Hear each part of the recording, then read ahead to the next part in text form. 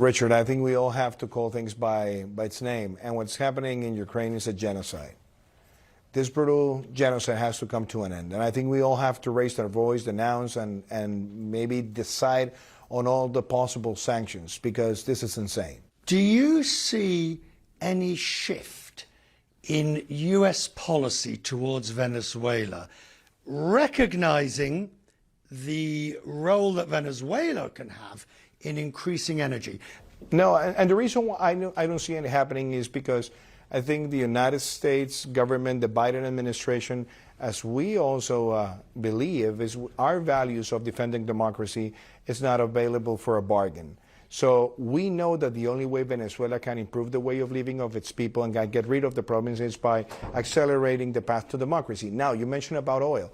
The fact is, Venezuela has destroyed so much its own oil industry that in order for them to get back to the production lines they had 10, 15 years ago, it'll take about 3 to 4 years. In our case, and that's something I said to the Biden administration, Colombia can accelerate even much more its energy supply in order to be part of the solution better than Venezuela in the short term. But on a geopolitical issue, there are the scintilla of overtones to Iran and Venezuela that if you produce more, you will find a U.S. more welcoming, more accommodating, more open. Richard, in my opinion, I don't think there can be a possibility to have some sort of a swap between give me more oil and I'll be more tolerant with your dictatorship. That's not going to happen, because I think what Maduro has done to the Venezuelan people is the same thing that Putin has done to the Ukrainian people, and they both have created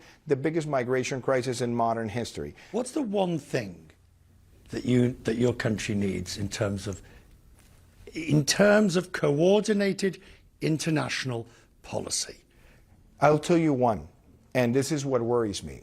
In a country like Colombia, Richard, more coca means less peace. And we have done a lot to control the supply side. But I think on the correlation responsibility around the world, we have seen the consumption rates of cocaine skyrocket in the last 3 years.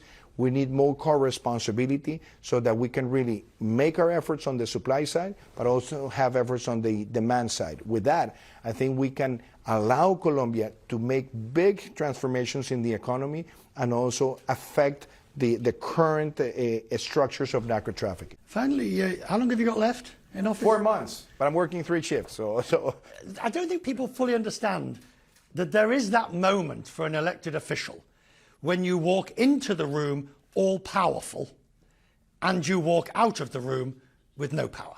But I think that's the beauty of democracy.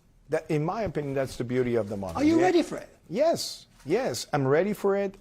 And I have a conviction in my life that I will continue serving in other ways. And one of my plans that maybe we'll see it early next year is to have a foundation that will be devoted to climate action strategies, protecting the Amazon, supporting countries in the energy transition, and at the same time trying to connect two concepts: net zero, nature positive.